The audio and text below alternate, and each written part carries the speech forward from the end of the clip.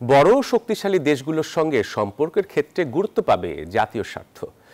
এই সম্পর্ক রক্ষা করা হবে পারস্পরিক বোঝাপড়ার মধ্য দিয়ে, এমন অভিমত পররাষ্ট্র উপদেষ্টা মোহাম্মদ তৌহিদ হোসেনের। শনিবার সকালে রাজধানীর একটি হোটেলে এক আয়োজনে এসব কথা বলেন তিনি। উপদেষ্টা বলেন, নিজেদের নিরাপত্তার কথা ভেবেই রোহিঙ্গা সংকট সমাধানে যথাসম্ভব পদক্ষেপ নেবে বাংলাদেশ। অনুষ্ঠানে ছিলেন প্রধান বিচারপতি সৈয়দ রেফাত আহমেদ। এ সময় তিনি বলেন, বিচার বিভাগ ব্যর্থ হলে রাষ্ট্র গণতন্ত্র ব্যর্থ হয়।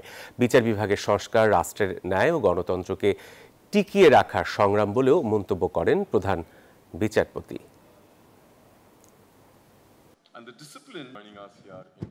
We have inevitably found that the challenges confronting our judiciary are mirrored across regions and continents undergoing their own ruptures, recalibrations, and democratic reckonings.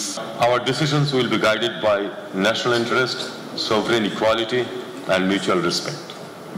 The Bay of Bengal region is becoming a strategic fulcrum, and Bangladesh intends to be a confident actor, not a passive corridor only.